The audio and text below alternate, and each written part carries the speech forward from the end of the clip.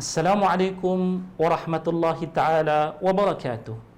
Alhamdulillahi rabbil alamin, wassalatu wassalamu ala asyrafil anbiya wal mursalin, sayyidina Muhammad wa ala alihi wa sahbihi ajma'in. Amma ba'd. Para penonton yang dirahmati Allah sekalian, untuk makluman, kami bersiaran di sebuah tempat yang disebutkan sebagai Rumah Mizan, rumah untuk para alumni USIM yang tuan-tuan dapat lihat sebahagian daripada ruangannya ini. Masya Allah indah.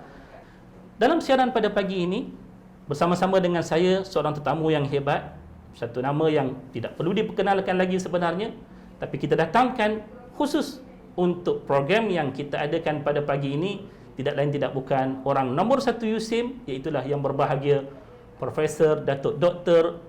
Redha Wahidin, Dr. Muhammad Redha Wahidin, selaku Naib Chancellor USIM yang sudi bersama-sama dengan kita pada pagi ini. Apa khabar, Prof? Alhamdulillah, Alhamdulillah, syukur. Macam mana dengan Ramadan kita pada kali ini? Alhamdulillah, nampaknya kita akan sama-sama lah melalui satu masa yang mendekatkan diri kita dengan Allah SWT. InsyaAllah, amin ya Rabb. Setakat ni persediaan Prof untuk Ramadan kali ini agak-agak ada beza ke dengan persediaan sebelum daripada ni? Nak cuba tingkatkan lagi apa yang telah berlaku sebelum ni, insyaAllah. Dengan peluang-peluang yang diberikan kepada kita daripada sudut beberapa sekatan yang Alhamdulillah sudah pun diangkat pada waktu ini. Kita harapkan mudah-mudahan insya-Allah ianya akan memberikan kita biidznillah ta'ala Ramadan yang lebih baik berbanding sebelum daripada ini. Untuk pengetahuan tuan-tuan, program pada pagi ini kita adakan atas namanya program Asbabun Nuzul, di mana program ini adalah merupakan anjuran pihak Strakom USIM dengan kerjasama Pusat Islam USIM demi untuk memberikan pendedahan kepada masyarakat khusus berkaitan dengan ayat-ayat Al-Quran, di mana di sana terdapat apa yang dikatakan sebagai sebab-sebab turunnya sesuatu ayat. Di sana kita akan dapat pengajaran daripadanya dan kita akan dapat banyak faedah-faedah hasil daripada kefahaman yang sebenar terhadap sesuatu ayat menerusi apa yang telah pun berlaku sebelum daripada sesuatu ayat itu diturunkan. InsyaAllah program ini akan sama-sama dapat kita dengar dan kita sama-sama dapat kita tonton dengan ulasan yang akan diberikan oleh pakarnya sebentar nanti biidznillah ta'ala.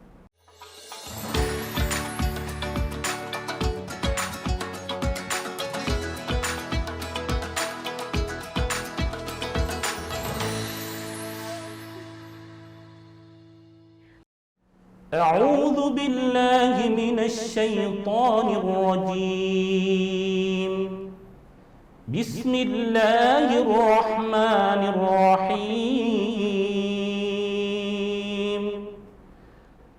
إن الله يأمركم أن تؤدوا الأمانات إلى أهلها وَإِذَا حَكَمْتُمْ بَيْنَ النَّاسِ أَن تَحْكُمُوا بِالْعَدْلِ إِنَّ اللَّهَ نِعِمَّا يَعِظُكُم بِهِ إِنَّ اللَّهَ كَانَ سَمِيعًا بَصِيرًا.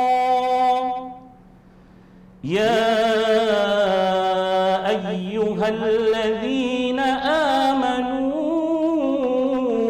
أطيعوا الله وأطيعوا الرسول وأولي الأمر منكم فإن تنازعتم في شيء فردوه إلى الله والرسول إن كنتم تؤمنون بالله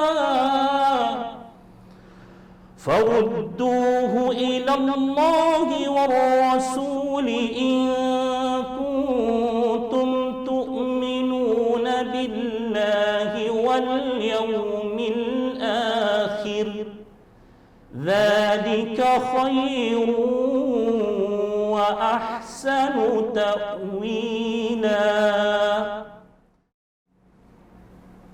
Para penonton, begitulah ayat yang telah kita pilih daripada Suratul Nisa, ayat yang ke-58 dan ayat yang ke-59 yang telah kita bacakan sebentar tadi Terjemahannya bersekali dengan ayat yang telah kita bacakan terlebih dahulu.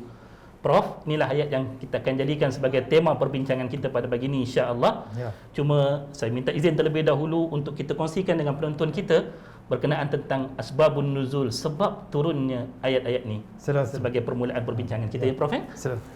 Tuan-tuan dan juga puan-puan yang dirahmati Allah, ayat yang telah pun kita bacakan sebentar tadi, ianya memberikan kepada kita sebab nuzul yang telah pun berlaku sebelum daripada turunnya ayat ini.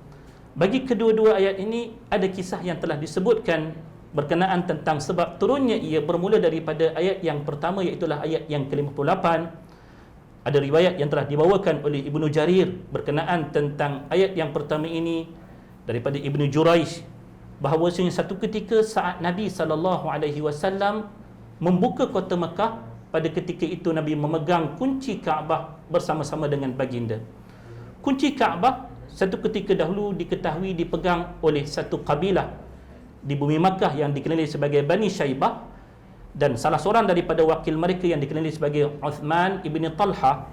Saat Nabi SAW memegang akan kunci tersebut, beliau membacakan ayat daripada firman Allah, ayat yang ke-58 surah An-Nisa ini, iaitulah innallaha ya'murukum an tu'addul amanati ila ahliha wa idza hakamtum bainan nasi an tahkumu bil 'adl.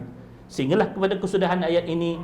Lalu Nabi SAW ketika mana mendengar bacaan yang dibacakan oleh Uthman ibn Talhah ini, baginda menyerahkan kembali kunci Kaabah itu kepada pemiliknya yang berhak, iaitulah wakil daripada Bani Syaibah, untuk tujuan diserahkan amanah yang sebenarnya kepada ahlinya. Manakala ayat yang ke-59, kisah ini berkaitan dengan seorang lelaki Ansar yang bernama Abdullah ibn Hudzafah ibn Adi radhiyallahu taala anhu.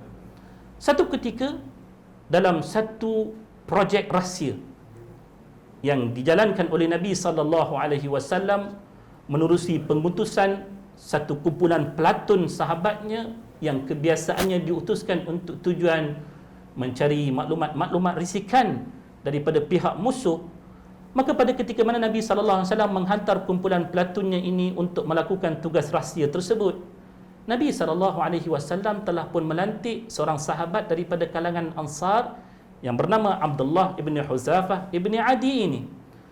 Maka bila mana Nabi SAW telah melantik seorang daripada kalangan Ansar, di bawahnya itu kedapatan beberapa lagi para sahabat yang lain yang berada di bawah arahan kepimpinan Abdullah ibn Hudzafah ini.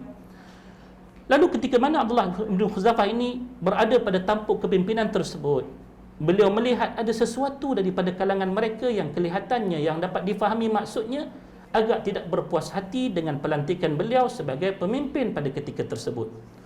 Lalu antara keputusan yang diambil oleh Abdullah ibn Hudzafah pada masa tersebut untuk melihat kejujuran mereka, kesungguhan mereka dalam mentaati kepimpinannya, diarahkan orang bawahannya pada ketika itu untuk mengumpulkan kayu api, lalu dibakar kayu tersebut sehingga menjadi satu nyalaan yang sangat-sangat besar.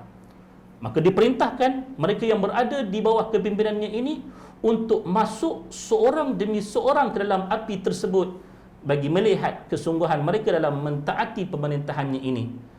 Maka para sahabat yang pada ketika itu berada bersama-sama dengan Abdullah ibn Hudzafah setelah mendengar arahannya, mereka berkata, kami tidak akan mendengar arahanmu melainkan setelah daripada kami merujuk kepada Nabi SAW.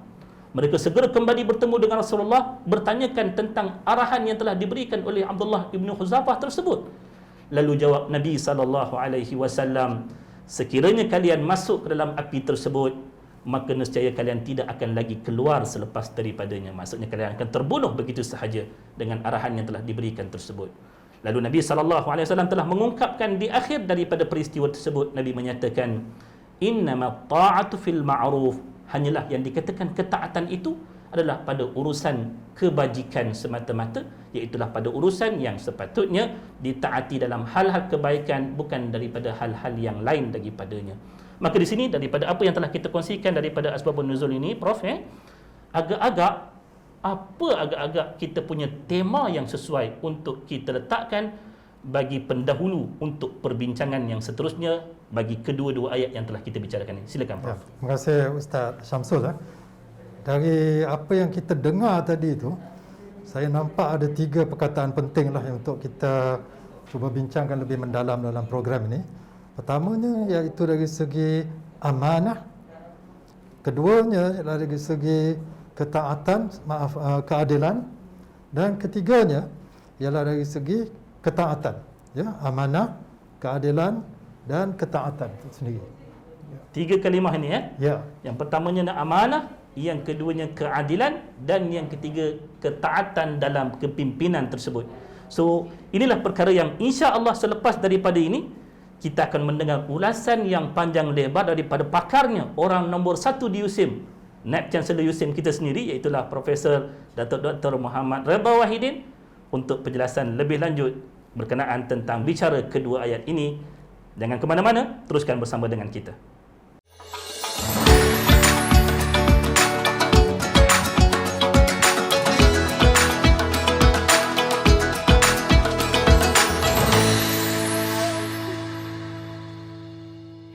Para penonton yang dirahmati Allah sekalian, kita kembali bersiaran untuk meneruskan bicara yang penting bersama-sama dengan pakar kita pada pagi ini, iaitulah yang berbahagia Profesor Datuk Dr. Muhammad Redha Wahidin, untuk sama-sama kita dengarkan ulasan beliau tentang ayat yang telah kita bacakan sebentar tadi, di mana temanya telah diberikan oleh yang berbahagia, iaitulah berkenaan tentang amanah, berkenaan tentang keadilan dan ketaatan dalam kepimpinan. Saya rasakan ini merupakan isu yang besar sebenarnya, Prof.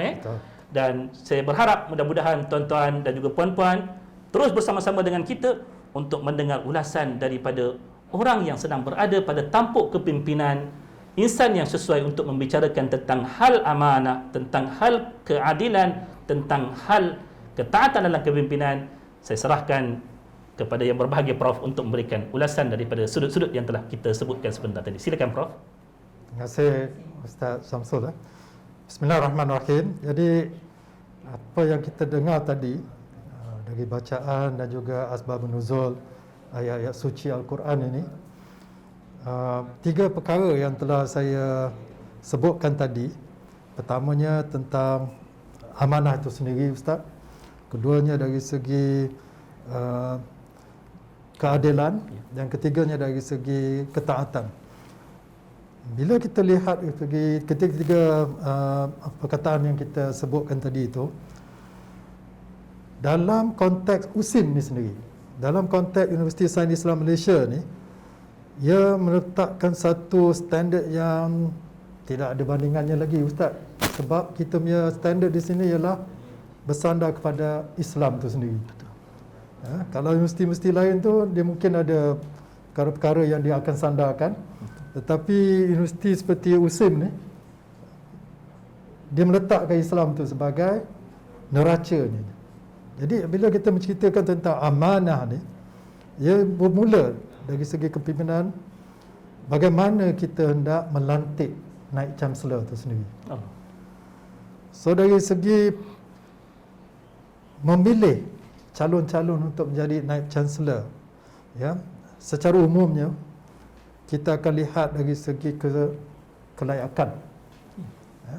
Dan kelayakan yang diletakkan di sini bukan sewenang-wenang, dia telah diletakkan oleh pihak Kementerian Pengajian Tinggi dan ada proses yang perlu dilalui, ya, mengiklankannya, ya, menyanarai pendekkan, apa ni kita panggil proses temuduga, ya, kemudian diletakkan di depan sinarai pendek itu untuk pertimbangan yang berhormat menteri di Kementerian Pengajian Tinggi.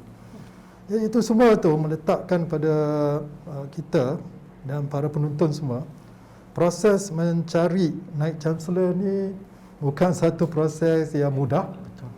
Dan dianya sangat berkisar dan berpaksi kepada apa yang kita katakan tadi, amanah. Dan dalam konteks USIM itu sendiri, amanah itu lebih berat. Betul. Sebab kualiti standard yang diletakkan itu ianya tidak lari daripada Al-Quran dan Sunnah itu sendiri.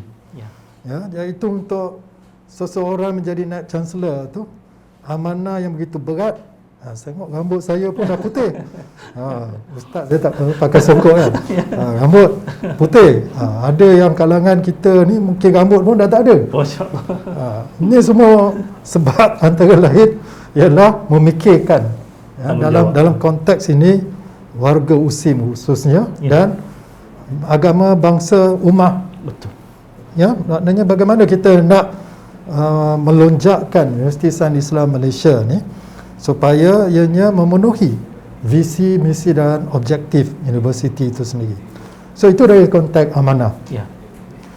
Dari konteks keadilan pula.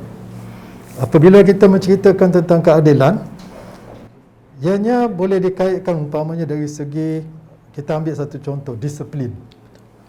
Ya, kalau kita tengok moto universiti kita pun, kita ada berilmu, berdisiplin, bertakwa.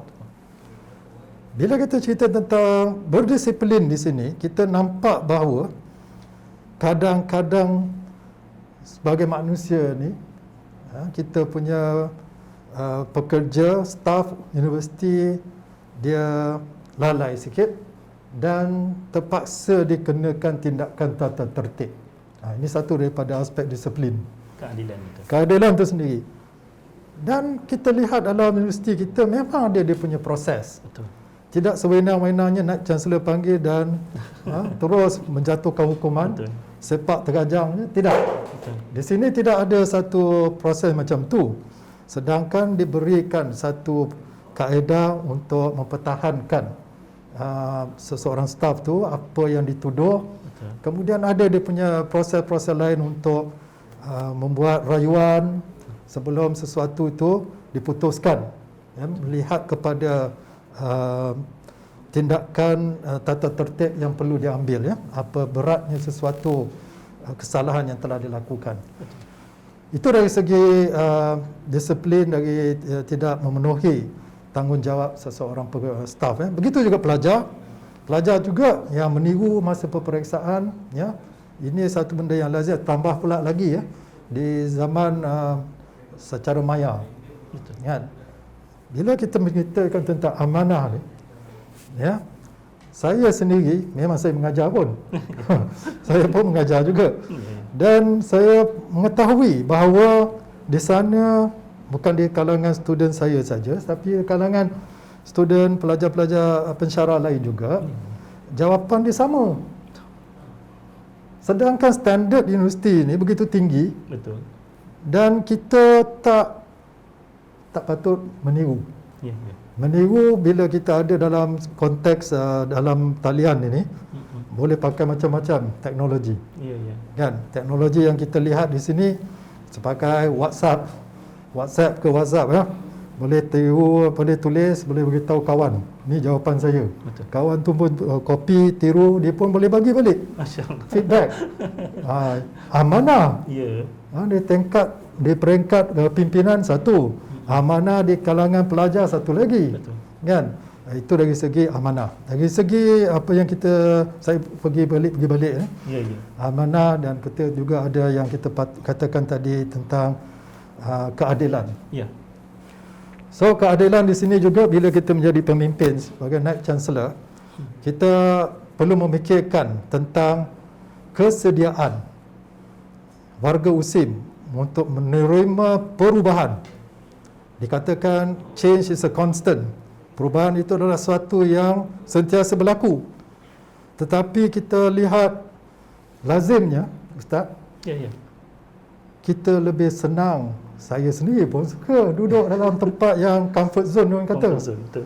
Berapa nak berubah? Ya, ya. Kan, dia ni dah dibuktikan, orang selalu cakap, dibuktikan it proved to be working. Betul. Ya, boleh dilaksanakan. Apa perubahan yang diperlukan? Ya. Sebenarnya apabila kita mengatakan perubahan yang nak dilakukan di sini ialah untuk kita menghasilkan sesuatu yang lebih baik dan lebih berkesan. Ya. Kalau kita lihat dari segi failure ataupun kegagalan, kita boleh ambil umpamanya iktibar daripada hadis Rasulullah SAW. Sallallahu alaihi wasallam. Apabila seseorang Muslim itu dia melihat lubang, dia patut dipatuk 2 kali Ya, daripada lubang yang sama. Ya Ustaz. Betul. Itu dari segi nak mengambil iktibar dari kegagalan. Dari segi kita ambil pula cendekiawan Albert Einstein. Ya. Dia mengatakan bahawa if you do the same thing, you don't expect something different. Betul. Kan? You buat benda tu and then you dapat benda yang sama. Ya. Macam mana you nak dapat benda yang baru kalau benda yang you buat tu benda cara yang sama. Betul. Jadi ini antara benda-benda yang kita sebagai pemimpin kena fikirkan supaya kita ingin dapatkan sesuatu yang lebih baik, Ya. tetapi kesediaan warga USIM untuk menerima perubahan ini. Untuk Prof sendiri kan, Prof. Ya. Saya daripada bual bicara sebelum daripada kita bersiaran ni kan, penonton yang dirahmati Allah sekalian, saya mendengar pengalaman Prof sebelum daripada ni di MIMOS, di institusi-institusi yang lain sebelum Prof menyertai USIM.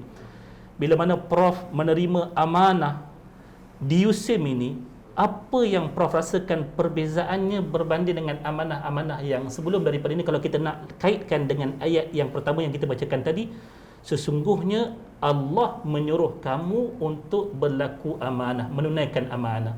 Berbanding kalau di tempat-tempat yang lain mungkinlah penegasan terhadap yang menyuruh amanah itu adalah majikan ataupun orang-orang yang kita panggil stakeholder yang lain. Tetapi kalau kita bicarakan daripada Al-Quran itu sendiri, yang menyuruh amanah itu ialah Allah. So, apa yang mungkin Prof boleh kongsikan daripada pengalaman Prof, beza yang Prof dapat rasakan bila mana Prof menyertai USIM ini sendiri? Silakan Prof. Dia satu proses yang saya rasa bukan boleh katakan boleh bandingkan apa ni, orang putih cakap apple to apple. Ya. Ini kerana umpamanya bila saya mulakan kerjaya saya di Universiti Melaya. Ya, insya-Allah. So bila di Universiti Melaya, muda lagi, Betul. rambut hitam. Ada sikit uban tapi hitam juga. Handsome lagi. Alhamdulillah. Jadi di Universiti Melaya dia lebih menekan tentang bagaimana kita nak menaikkan kita punya pencapaian dalam kerjaya. Ya, bila kita nak menaikkan pencapaian kita dalam kerjaya itu, kita punya penekanan itu lebih kepada untuk mengeluarkan hasil-hasil penyelidikan, untuk mendapatkan geran-geran. Tapi di situ amanah mesti ada. Betul. Tapi dia punya konteks lain. Ya, pemberat dia lain. Pemberat dia lain. Amanah dia sini ialah takkan melakukan dipanggil plagiarism. Betul. Tidak akan mengambil cedok hak orang lain. Kan? Apabila kita membuat proposal, Ya. kenalah sesuatu yang asli. Betul. Amanah. Jadi sekarang ni bila kita pergi kepada satu peringkat umpama di USIM sekarang, dia punya penekanan maknanya khususnya kita dah melalui satu fasa kehidupan menjadi pemimpin dan dia memikirkan bagaimana nak bawa satu institusi seperti USIM ni kepada satu tahap yang lebih membanggakan. So amanah di sini ianya lebih kepada menggunakan sifat kuah wal amanah itu sendiri dalam individu-individu itu, dalam diri saya, untuk meyakinkan umpamanya JKPU, Jawatan Kuasa Pengurusan Universiti, untuk sama-sama kita bersyura dan juga kita laksanakan. Dalam kes saya perkenalkan misi USIM 2022. Tujuannya untuk mentransformasi USIM menjadi Universiti Sains Islam Lokal berimpak tinggi. Jadi perkataan diguna sini ialah transformasi. Transformasi maknanya kalau kita ada satu ulat bulu lah. Ulat bulu dia jadi ramu-ramu. Cantik. Dia ulat bulu bukan dia jadi ulat bulu besar. Ya, betul. Dia jadi ulat bulu jadi ramu-ramu kan. Ya.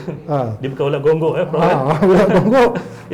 Itu dia masukkan metamorfosis atau transformasi. Betul. Tapi ini mesej ni kena disampaikan kepada akar undi. Betul. Itu yang dimasukkan dengan keadilan.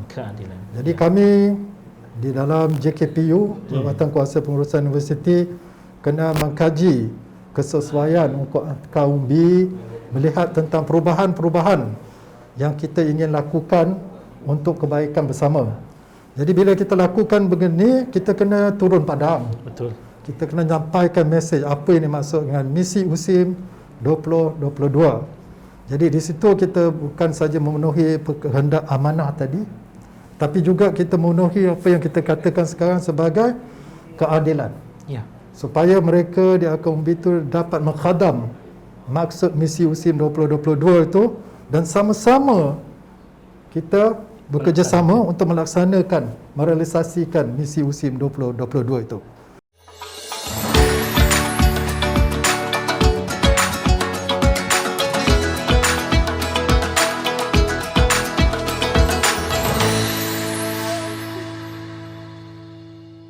Tadi Prof kongsikan daripada sudut amanah yang dipikul bukan mudah, dan beliau sedaya upaya melaksanakan dengan penuh keadilan.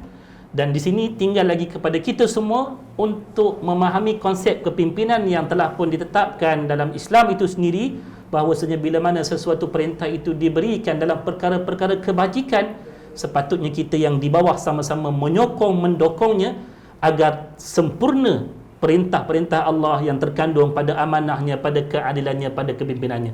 So bila sebutkan tentang kepimpinan, untuk soalan yang saya rasakan saya tak akan lepaskan peluang bersama-sama dengan Prof ini, pasti sepanjang Prof di USIM ni, kita nak tahu ada tak pengalaman yang kita boleh sebutkan momen-momen yang istimewa. Saya rasa tempat lain saya tak akan dapat tanya soalan ni. Di sini kita nak kongsikan dengan semua apa momen-momen yang indah, yang baik, yang dapat dijadikan sebagai pengajaran kita semua, yang Prof rasakan ianya boleh Prof kongsikan dalam sesi ini, pengalaman tersebut, untuk dapat kita garap cerita Al-Quran dengan kisah yang kita dapat sekalikan, selarikan dengan contoh daripada kisah kehidupan Prof sendiri. Silakan. Terima kasih Ustaz. Perkara yang nombor 3 tadi itu, iaitu dari segi ketaatan.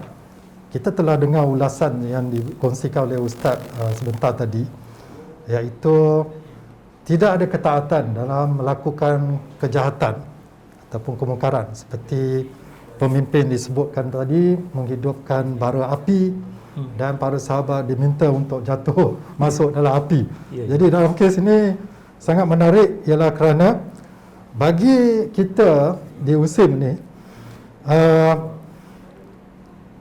kita perlu juga melihat, kalau dalam konteks ketaatan ini, kita ambillah apa moto yang kita ada: berilmu, berdisiplin dan bertakwa.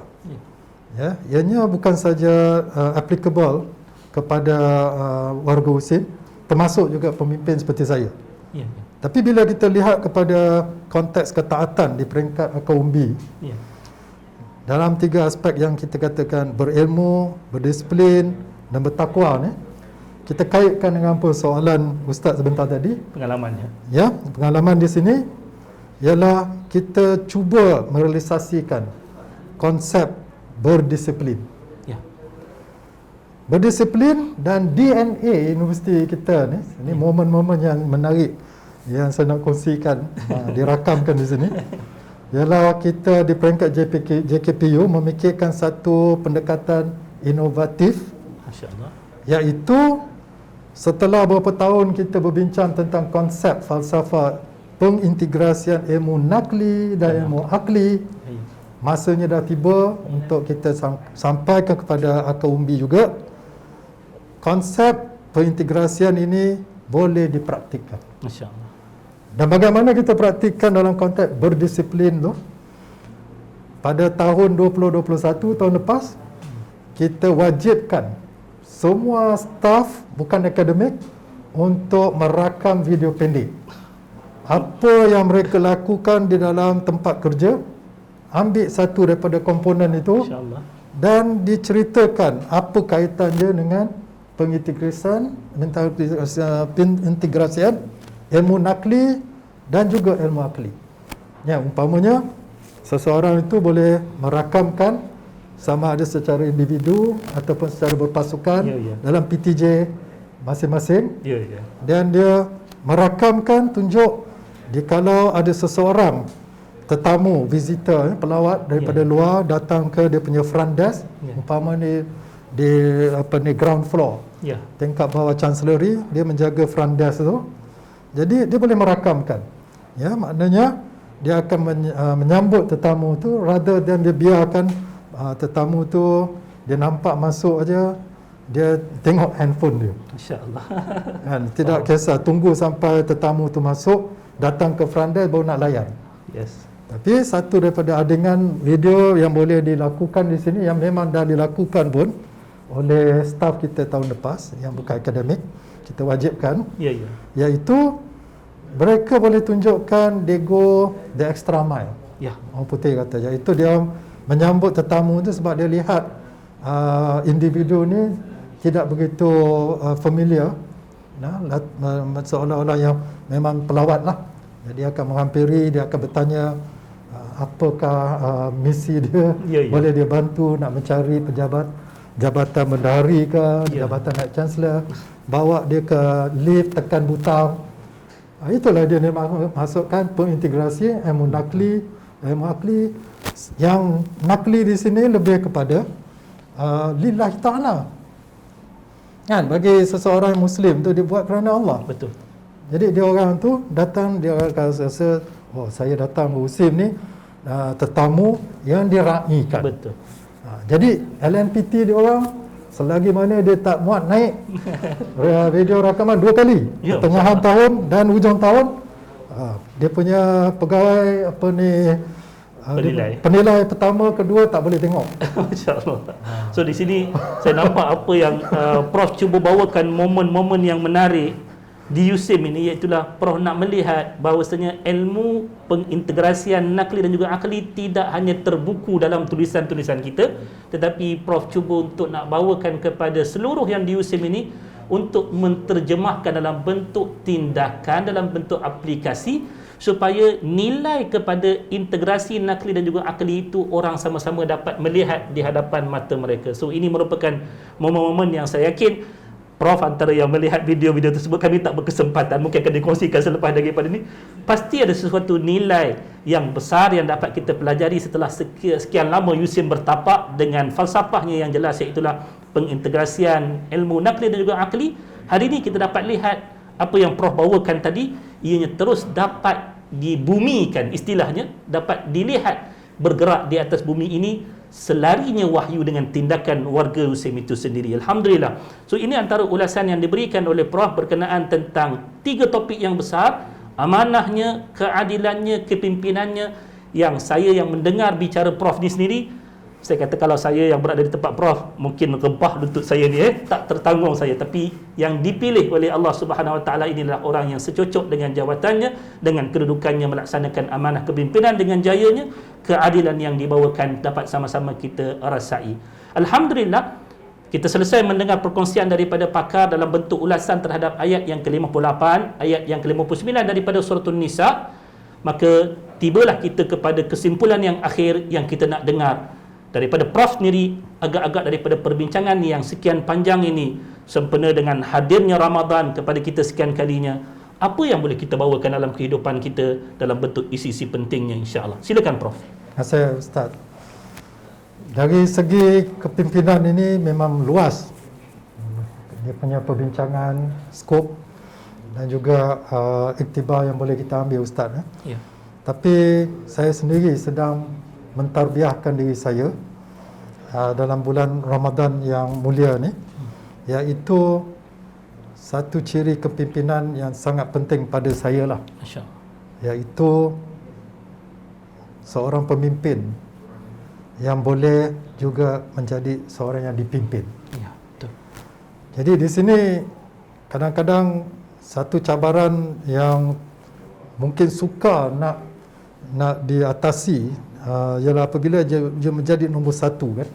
Kadang-kadang you nak jadi nombor 1 sentiasa. ini masalah pula. Ya, dari tangga tu dia tak mahu turun. Terpaksa dia turunkan. Faham.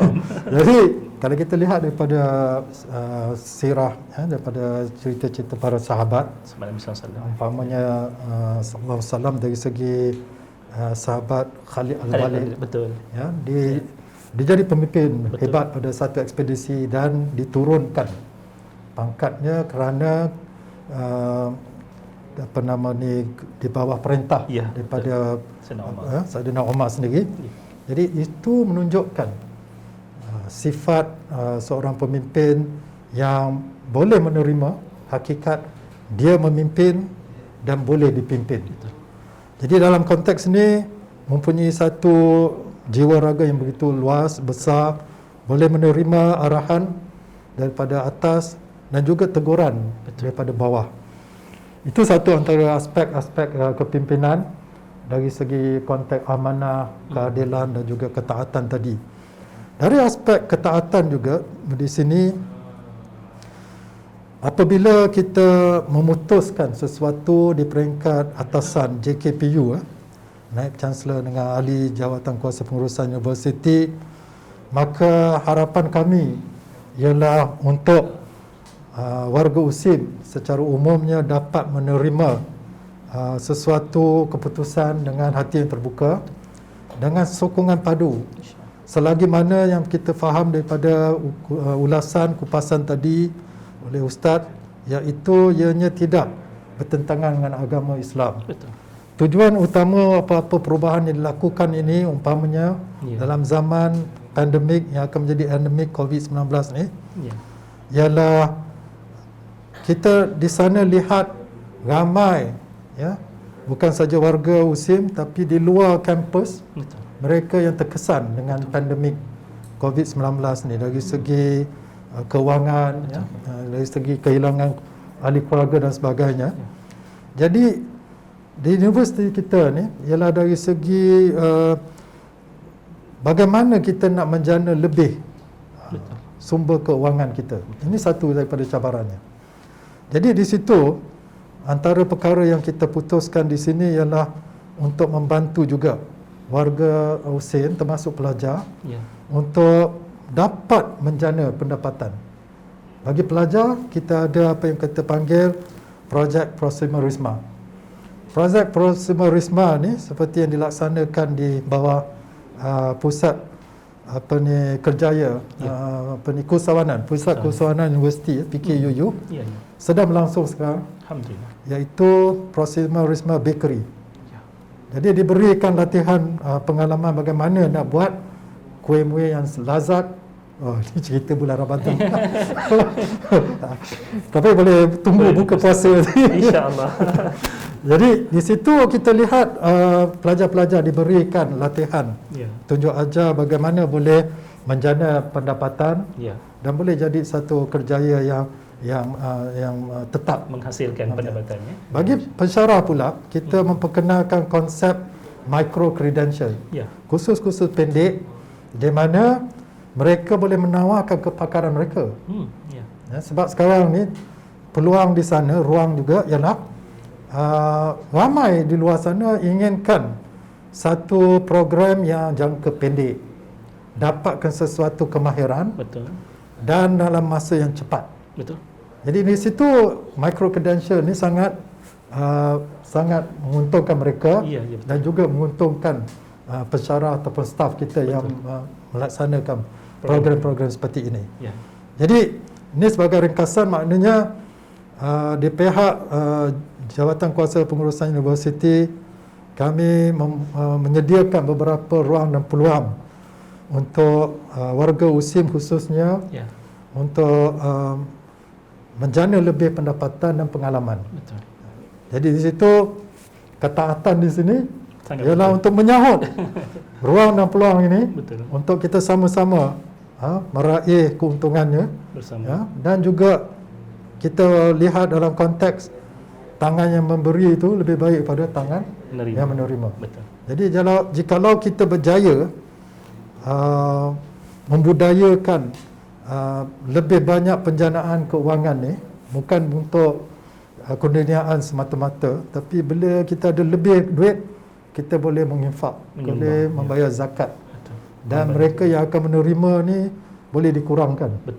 Itulah harapannya. Maknanya kita lihat program-program yang kita laksanakan sini, kita seperti yang saya sebut secara ringkas tadi, dalam konteks keadilan itu kita melihat dan mengukur kesediaan warga USIM untuk menerima perubahan-perubahan ini, dan kita seterusnya seperti video-video pendek yang menunjukkan penghayatan inap itu, kita buat perkara itu sebagai benda yang wajib. Betul. Di situ ketaatan. Betul. Dan kita lihat ada kewajarannya. InsyaAllah. Dan momen-momen seperti itu saya rasa sangat berharga, khususnya untuk saya. Dan untuk kami juga, seluruh warga itu insyaAllah. saya ambil kesempatan sini untuk menzahirkan orang Melayu cakap kosong-kosong. Siapa yang tercuit hati tu kosong-kosong. Faham. Begitulah Ustaz. Tapi saya yakin seluruh apa yang cuba dilaksanakan oleh Yang Berbahagia Prof beserta dengan Datuk Kuasa Pengurusan Universiti, tidak ada yang lain melainkan seperti mana yang disebutkan oleh Nabi sallallahu alaihi wasallam, iaitulah untuk yang ma'ruf, yang baik-baik. Kita sempena dengan kehadiran Ramadan yang mulia ini, saya yakin semua daripada kita berhasrat untuk mencapai kebajikan dalam hidup, perkara yang ma'ruf dalam hidup yang kita nak kejar untuk dapatkan bukan takat markah LNPT tetapi pahala ganjaran di sisi Allah Subhanahu Wa Taala, bersempena tambah pula di dalam bulan Ramadan yang digandakan lagi pahala kita ini. Amin. Maka kita harap apa yang telah dikongsikan oleh Yang Berbahagia Prof tadi, daripada pelaksanaan amanahnya, daripada keadilan sama ada pada diri ataupun pada yang lainnya, sehinggalah kepada kepimpinan yang cuba disampaikan oleh Prof, apa yang sepatutnya kita lakukan sebagai mereka yang memimpin dan yang dipimpin, supaya kita dapat menjayakan bukan takat agenda universiti Prof. Tadi Prof sebutkan kita nak menjayakan agenda yang lebih besar, itu agenda ummah itu sendiri, insya-Allah. Maka saya kira perkongsian kita pada kali ini, alhamdulillah bagi saya berasa puas dengan apa yang dikongsikan oleh Yang Berbahagia Prof sebentar tadi. Walaupun rasanya pada part pengalaman tadi itu rasanya tak cukup masa tu, tapi insya-Allah dalam sesi-sesi yang lain kita akan cuba lagi korek apa momen-momen yang dapat dikongsikan oleh Yang Berbahagia Prof biidznillah taala. Tuan-tuan dan juga puan-puan yang dirahmati Allah, inilah program yang telah kita sediakan khususnya untuk warga USIM dan umumnya untuk semua para penonton yang boleh melihat tontonan ini menerusi TV USIM, dan program ini adalah merupakan anjuran pihak Strakom USIM dengan kerjasama daripada pihak Pusat Islam. Mudah-mudahan ianya bermanfaat untuk kita sempena dengan hadirnya Ramadan yang telah pun kita lalui hari-harinya ini, agar ia sentiasa dipenuhi dengan kebaikan, insya-Allah. Terima kasih banyak kepada Yang Berbahagia Profesor Datuk Dr. Muhammad Redha Wahidin dan seluruh penonton yang sudi untuk bersama-sama menonton siaran pada kali ini. Terima kasih banyak. Jazakumullah khairan jazak. Assalamualaikum warahmatullahi taala wabarakatuh.